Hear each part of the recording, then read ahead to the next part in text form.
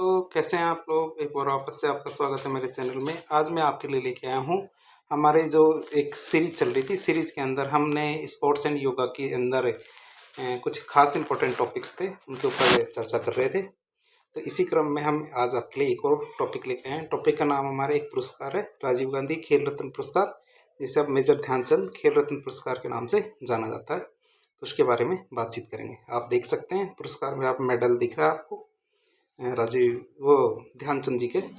बात करें तो भारत के अंदर क्या यह खेलों से संबंधित सबसे सर्वोच्च पुरस्कार है। यदि आपसे पूछा जाए खेलों के मामले में सबसे बड़ा पुरस्कार कौन सा है, तो आपको बताना मेजर ध्यानचंद खेल रत्न पुरस्कार। और किसके द्वारा दिया जाता है? हर साल ये युवा मामले और खेल मंत्रालय के द्वारा दिए जाते हैं और 1991-92 से लगातार दिया जा रहा है। इसकी घोषणा 29 अगस्त को कर दी जाती है कि किस किस को मिलेगा और मिलता कब है। ये हमारी 26 जनवरी के आसपास दिया जाता है, लेकिन घोषणा 29 अगस्त को ही कर दी जाती है। अब बात करेंगे इसका नामकरण की। तो 6 अगस्त 2021 को राजीव गांधी खेल रत्न पुरस्कार, पहले इसका नाम था, इसका नाम बदलकर मेजर ध्यानचंद खेल रत्न पुरस्कार कर दिया गया था। अब मेजर ध्यानचंद पुरस्कार क्यों किया गया? क्योंकि मेजर ध्यानचंद, जिन्हें हॉकी का जादूगर कहा जाता है, उनके सम्मान में इस पुरस्कार का नाम बदल दिया गया। ध्यानचंद ने भारत को 3 ओलंपिक गोल्ड मेडल 1928, 32 और 36 दिलाने में अपनी अहम भूमिका निभाई थी। भारत को 3 ओलंपिक मेडल दिलाए थे, 28, 32 और 36 के अंदर। अब बात करें इस मेडल के अंदर या इस पुरस्कार के अंदर वास्तव में दिया क्या जाता है, अर्थात पुरस्कार में मिलता क्या है। इसके अंतर्गत देखें तो इसके अंतर्गत एक तो 25 लाख रुपए मिलते हैं, एक प्रशस्ति पत्र मिलता है और एक ब्लेजर में टाई और पारंपरिक वेशभूषा मिलती है। क्या? एक ब्लेजर में टाई और पारंपरिक वेशभूषा मिलती है। अब बात करते हैं इसको कौन व्यक्ति पा सकता है, तो इसके लिए क्या क्या करना होता है। तो नामांकन की बात करें, पुरस्कार के लिए प्रस्ताव प्रत्येक वर्ष 30 अप्रैल तक भेज दिए जाने चाहिए। जो युवा मामले और खेल मंत्रालय है, इसको क्या है, जो भी चाहता है कि मुझे ये पुरस्कार मिले, तो इसके प्रस्ताव हर साल 30 अप्रैल तक भेज दिए जाने चाहिए।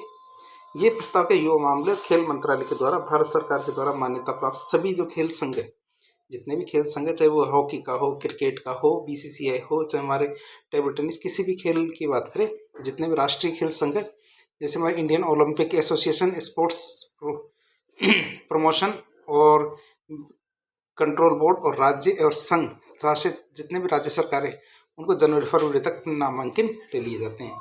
उनसे क्या है, जनवरी फरवरी तक नामांकन ले लिए जाते हैं। क्रिकेट की बात करें, क्रिकेट से नामांकन बीसीसीआई के द्वारा भेजा जाता है। 30 अप्रैल इसकी अंतिम तारीख होती है कि 30 अप्रैल तक क्या जितने भी हमारे राष्ट्रीय स्तर के जो बोर्ड है या संघ है, उनके द्वारा नामांकन दे दिया जाना जरूरी है। अब नामांकन आ गए 30 अप्रैल तक। अब क्या करना, उनकी स्क्रीनिंग करनी है। स्क्रीनिंग का मतलब सबको चेक करना है, सबको देखना है कि जो नामांकन आए हैं उनमें किन किन के अंदर इतनी योग्यता है कि वो ये पुरस्कार प्राप्त कर सके। तो नामांकन के लिए प्राप्त हुए आवेदनों की छटनी की जाती है और छटनी करने के लिए स्क्रीनिंग कमेटी बनाई जाती है कि छांट के किसको दिया जाए किसको नहीं। इसके लिए एक स्क्रीनिंग कमेटी बनाई जाती है। अब स्क्रीनिंग कमेटी में एक तो संयुक्त सचिव होता है, खेल का सचिव होता है साई, मतलब स्पोर्ट्स अथॉरिटी ऑफ इंडिया, उसका सचिव। उप निदेशक या उप सचिव होता है खेल का, और कार्यकारी निदेशक या निदेशक होता है टीम्स का। टीम्स का मतलब होता है training and elite athlete and management support. ये ग्रुप है जिसका क्या होता है, निदेशक होता है। तो ये सब मिलके क्या करते हैं, इसकी छटनी करते हैं। अब बात करें कि छटनी का आधार क्या होता है। छटनी का आधार होता है ये मापदंड। यह पुरस्कार ऐसे खिलाड़ी को दिया जाता है जिनका इस वर्ष के साथ साथ, मतलब जिस वर्ष ये पुरस्कार दिया जा रहा है, तो इस वर्ष के साथ साथ पिछले 4 वर्षों में, कब, पिछले 4 वर्षों में उनका क्या होना चाहिए, उत्तम प्रदर्शन होना चाहिए खेल के क्षेत्र में, जिनके लिए नामांकित किया जा रहा है। तो इस क्षेत्र में क्या उत्तम प्रदर्शन होना चाहिए। वाडा मतलब वर्ल्ड एंटी डोपिंग एजेंसी और नाडा मतलब नेशनल एंटी डोपिंग एजेंसी, इनके द्वारा दंडित या जांच विचाराधीन नहीं होनी चाहिए। अब इसके अंदर क्या 100 नंबर दिए जाते हैं। इसके अंदर क्या 100 नंबर दिए जाते हैं। तो 100 नंबर में से 80% वेटेज तो 4 साल में एक बार आयोजित होने वाले जो हमारे खेल है, जैसे ओलंपिक खेल, एशियाई खेल, कॉमनवेल्थ गेम, विश्व कप, विश्व चैंपियनशिप, ऐसे खेल जो 4 साल में एक बार आयोजित होते हैं, उनमें उन्होंने कैसा प्रदर्शन किया है, कितने पदक जीते हैं, तो इस तरह जो भी कार्य किया है वो आधार बनाया जाता है। तो उसके आधार पर 80 में से नंबर दिए जाते हैं। क्या उसके आधार पे 80 में से नंबर दिए जाते हैं। और बाकी की बात करें, 20 नंबर बचता है। तो जो हमारी चयन समिति है, स्क्रीनिंग कमेटी है, इनके द्वारा 20 में से नंबर दिए जाते हैं, जिसके आधार पर तय किया जाता है कि किसको पुरस्कार मिलेगा या नहीं। फिर चयन समिति क्या करती है, चयन समिति का गठनकर्ता कौन है, हमारे युवा मामले और खेल मंत्रालय के द्वारा किया जाता है। जो चयन समिति आपको बताई थी अभी, तो इसका गठन किसके द्वारा किया जाता है, युवा मामले और खेल मंत्रालय के द्वारा किया जाता है। एक बार चयन समिति ने जिसका निर्णय कर लिया कि इसको हमें ये पुरस्कार देना है, तो उसे बदला नहीं जा सकता, अर्थात कि उनका जो निर्णय होता है वो फाइनल होता है। अब बात करें चयन समिति की, तो चयन समिति 12 सदस्य होते हैं। चयन समिति में कितने होते हैं, 12 सदस्य होते हैं। एक अध्यक्ष होता है, वो तो स्क्रीनिंग कमेटी होती है। स्क्रीनिंग कमेटी का मतलब होता है कि इसमें ये चेक किया जाता है कि जितने भी नामांकन आए जो पैरामीटर्स है वो पूरे कर रहे हैं कि नहीं। अब ये कोई ज़रूरी नहीं है कि पैरामीटर्स कितने पूरा करेंगे, क्यों, क्योंकि बहुत सारे खिलाड़ी होते हैं जिन्होंने ये पैरामीटर्स पूरे किए हैं, लेकिन क्या है, ये सर्वोच्च पुरस्कार है, तो सर्वोच्च पुरस्कार सभी को तो दिया नहीं जा सकता। तो अब उनमें से भी स्क्रीनिंग करने के बाद जो छट के आए हैं उनमें से भी चयन किया जाएगा, उनमें से भी चयन किया जाएगा कि किसको मिले या किसको नहीं मिले। तो इसके लिए सबसे पहले होता है अध्यक्ष। अध्यक्ष कौन होता है, खेल मंत्रालय के द्वारा नामित व्यक्ति को अध्यक्ष बनाया जाता है। फिर आता है खेल प्रशासक, फिर आता हमारे साई का महानिदेशक, खेल मंत्रालय के प्रतिनिधि। 12 सदस्य होते हैं चयन समिति में। एक तुम्हारा अध्यक्ष होता है जो खेल मंत्रालय के द्वारा नामित होता है। फिर आता हमारा खेल प्रशासक, फिर साई का महानिदेशक, फिर खेल मंत्रालय का प्रतिनिधि।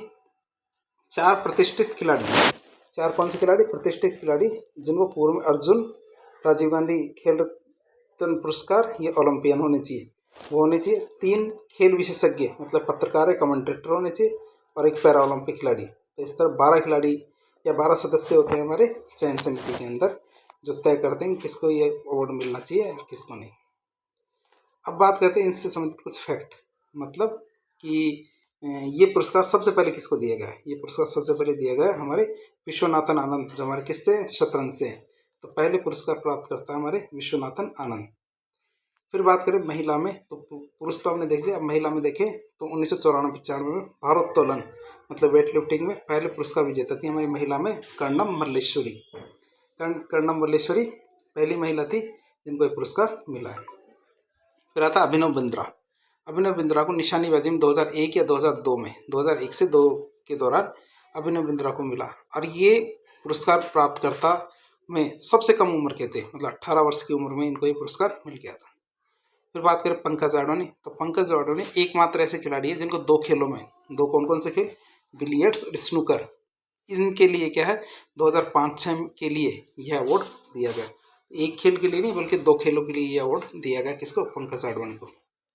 अब बात करें महेंद्र सिंह धोनी, तो महेंद्र सिंह धोनी एकमात्र ऐसे जो क्या कहते हैं ये अवार्डी है, मतलब राजीव गांधी खेल रत्न पुरस्कार या मेजर ध्यानचंद खेल रत्न पुरस्कार विजेता, जिनके जो गुरु है राम महादेव, कोच है कौन है इनके, राम महादेव, उनको भी पुरस्कार मिला हुआ है।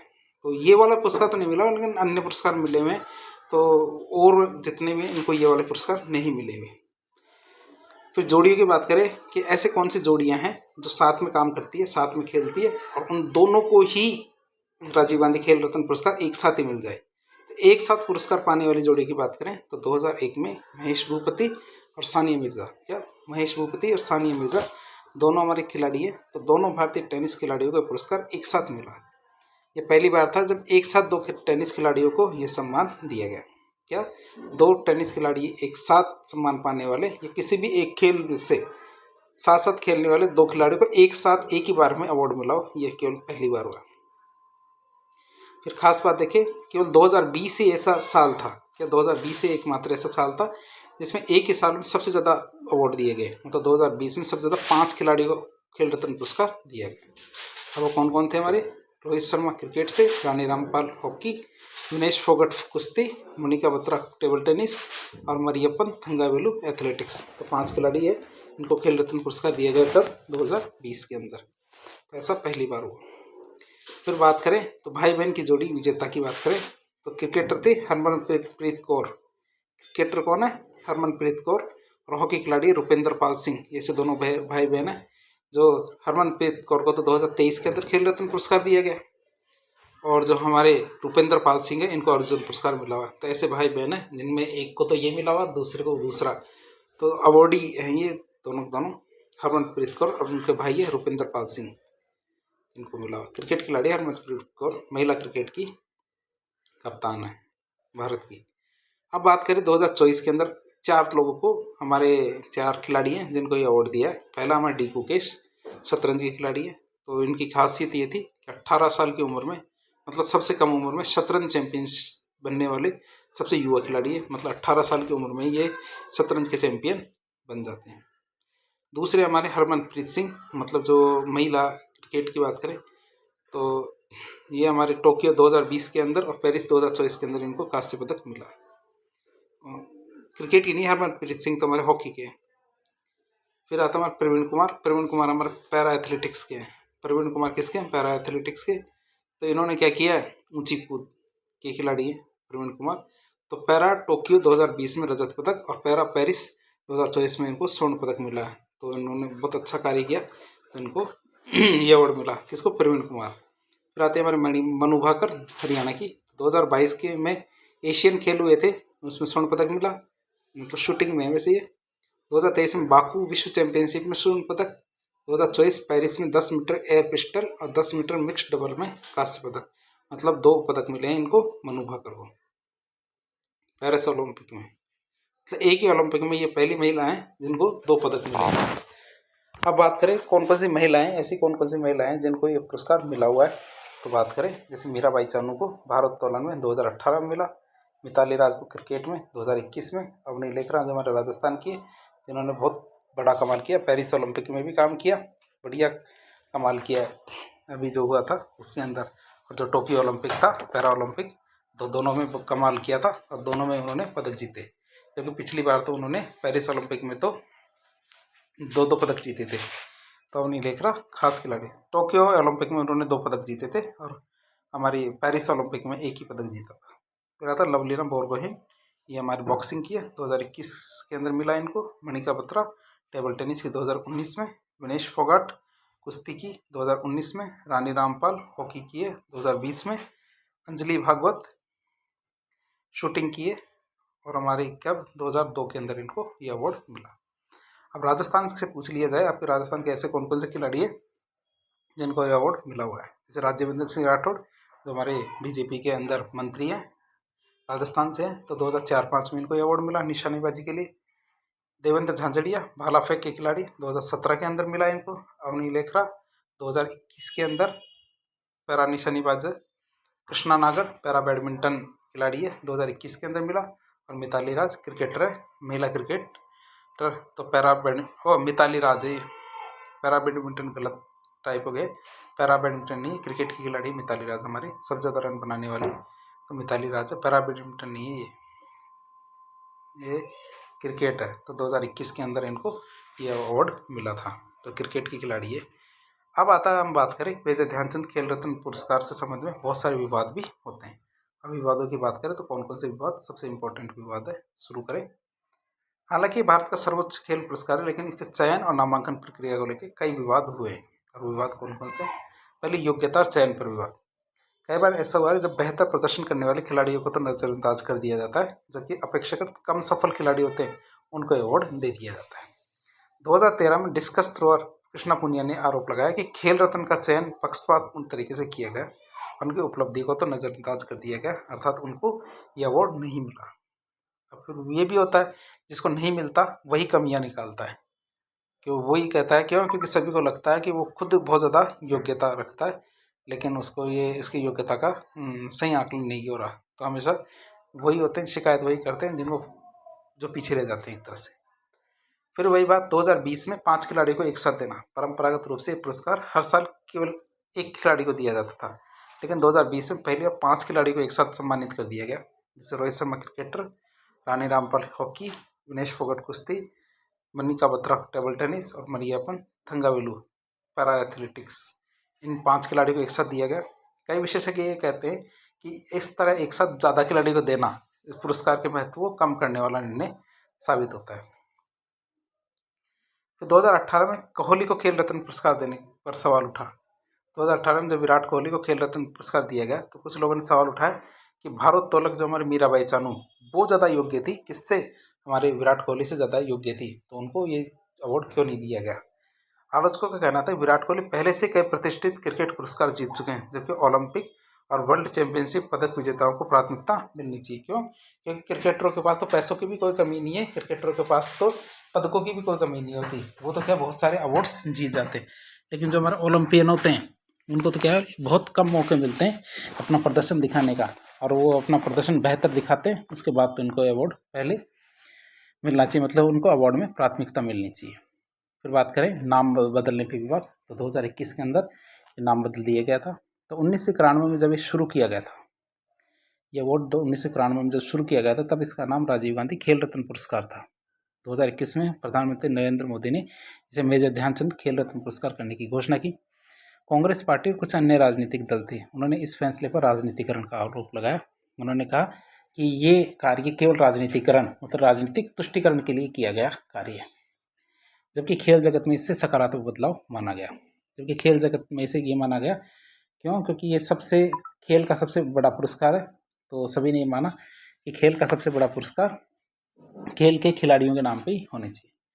फिर बात करें इस पुरस्कार में जो हमारे पैरालंपिक खिलाड़ी होते हैं, पैरालंपिक खिलाड़ियों की अनदेखी की जाती है, मतलब उनको नज़रअंदाज किया जाता है। कई वर्षों तक किसी भी पैरा एथलीट खिलाड़ी को खेल रत्न पुरस्कार नहीं दिया गया। 2016 में पहली बार एक पैरा एथलीट खिलाड़ी थे हमारे मरियप्पन थंगावेलु, उनको दिया गया।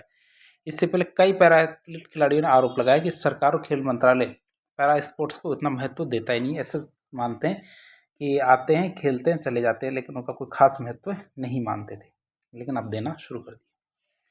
फिर सिफारिशों को लेकर विवाद, कई बार खेल मंत्रालय द्वारा चयन समिति की सिफारिशों को नजरअंदाज कर दिया जाता है। 2011 में पहलवान योगेश्वर दत्त को खेल रत्न देने की सिफारिश की गई थी, लेकिन 2012 में ओलंपिक पदक जीतने के बाद ही उनको सम्मान मिला, जबकि 2011 में उनको सिफारिश कर दी थी, जबकि उनको मिला कब? जब उन्होंने पदक जीता, तो उसके बाद मिला, जबकि उनको मिलना पहले चाहिए था।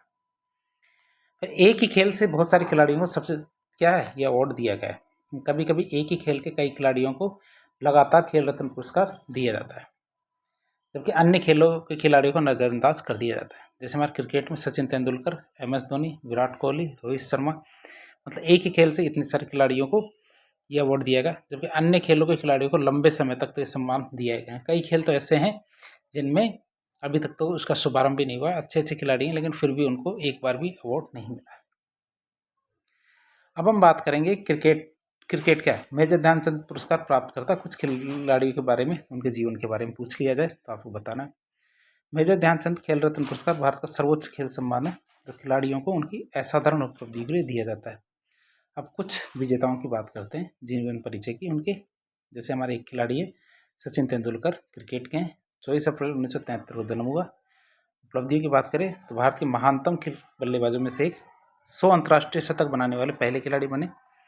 2011 में भारत को क्रिकेट वर्ल्ड कप जिताने में उनकी बहुत महत्वपूर्ण भूमिका रही थी। उन्होंने 200 तो टेस्ट मैच और 463 वनडे मैच खेले हैं। 2013 के अंदर इनको भारत रत्न से सम्मानित किया गया था, और पहले खिलाड़ी हैं जिनको खेल के कारण भारत रत्न से सम्मानित किया गया।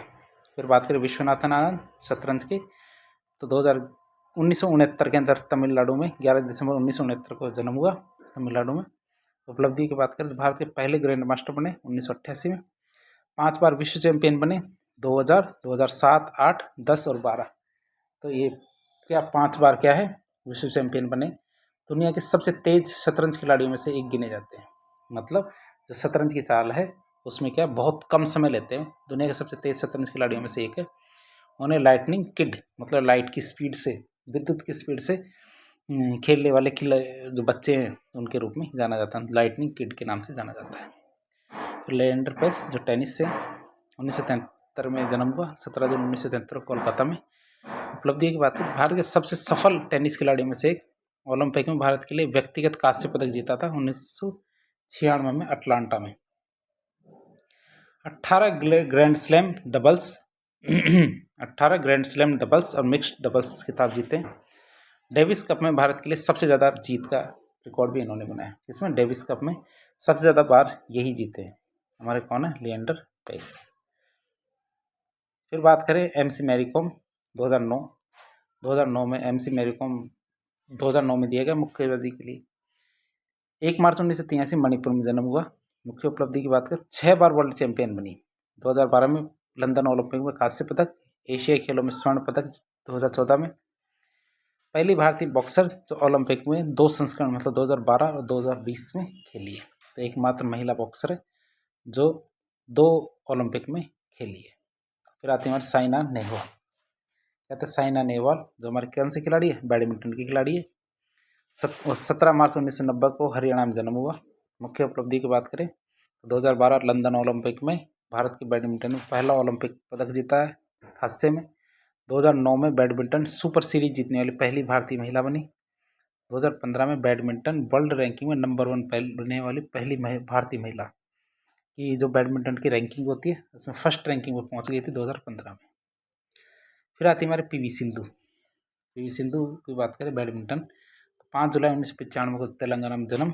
मुख्य उपलब्धि की बात करें 2016 रियो ओलंपिक में रजत पदक जीतने वाली पहली भारतीय महिला बनी। 2019 में वर्ल्ड बैडमिंटन चैंपियनशिप जीतने वाली पहली भारतीय महिला। यह वर्ल्ड बैडमिंटन चैंपियनशिप जीतने वाली पहली भारतीय महिला बनी। 2020 में टोक्यो ओलंपिक में कांस्य पदक विजेता। क्या 2020 में टोक्यो ओलंपिक में कांस्य पदक विजेता। अब बात करते हैं हमारे विराट कोहली के बारे में। विराट कोहली के बारे में तो ऐसा कोई नहीं है जो जानता ना हो। 5 नवंबर 1988 में दिल्ली में जन्म हुआ। उपलब्धियों की बात करें विराट कोहली की तो वो तो अपार है। कौन कौन सी, पहली आती है जैसे हमारी भारतीय क्रिकेट टीम के सबसे सफल कप्तानों में से एक। वनडे में 13,000 से ज़्यादा रन, 70 से ज़्यादा शतक। अब तो उनके 80 से ज़्यादा शतक हो गए, 82 शतक के आसपास हो गए हैं उनके। मतलब वनडे के अंदर सबसे ज़्यादा शतक 51 शतक हो चुके हैं उनके। 2011 वर्ल्ड कप, 2013 की चैंपियंस ट्रॉफी विजेता टीम का हिस्सा थे। 2018 में ICC cricketer of the year भी बने। रोहित शर्मा की बात करें क्रिकेट के 30 अप्रैल 1987 में जन्म, नागपुर में। उपलब्धि की बात करें वनडे क्रिकेट में 3 दोहरे शतक लगाने वाले दुनिया के एकमात्र खिलाड़ी हैं। 2019 के वर्ल्ड कप में 5 शतक लगाने वाले पहले बल्लेबाज बने। 2023 में भारत को वर्ल्ड चैंपियनशिप तक फाइनल में तो पहुंचा दिया और आज ही फाइनल तक पहुंचाने में योगदान दिया। 2025 के अंदर जो वर्ल्ड चैंपियन हमारी चैंपियंस ट्रॉफी हो रही है तो चैंपियंस ट्रॉफी में भारत भी फाइनल खेल रहा है, चालू ही अभी मैच। फिर नीरज चोपड़ा की बात करें 2021 के अंदर इनको भी अवार्ड मिला एथलेटिक्स भाला फेंक के अंदर। जन्म 24 दिसंबर 1997 में हुआ हरियाणा में। उपलब्धियों की बात करें तो 2020 और टोक्यो ओलंपिक में स्वर्ण पदक जीतने वाले पहले भारतीय एथलीट। 2023 में वर्ल्ड एथलेटिक्स चैंपियनशिप में स्वर्ण पदक। 2018 एशियन गेम्स और कॉमनवेल्थ गेम में स्वर्ण पदक। ये हम वो पढ़ रहे हैं, मतलब कुछ खिलाड़ियों के बारे में पूछा जाए आपसे कि एक दो खिलाड़ी का नाम बताओ या उनके बारे में बताओ तो हम बता सकते हैं। मीराबाई चानू 8 अगस्त 1994 को मणिपुर में जन्म। उपलब्धि की बात करें 2020 टोक्यो ओलंपिक में रजत पदक विजेता। 2018 कॉमनवेल्थ गेम में स्वर्ण पदक। 2017 वर्ल्ड वेट लिफ्टिंग चैंपियनशिप में स्वर्ण पदक जीतने वाली पहली भारतीय महिला। तो इससे ज़्यादा नहीं, 10 ही खिलाड़ी काफ़ी है आपकी समझ बनाने के लिए।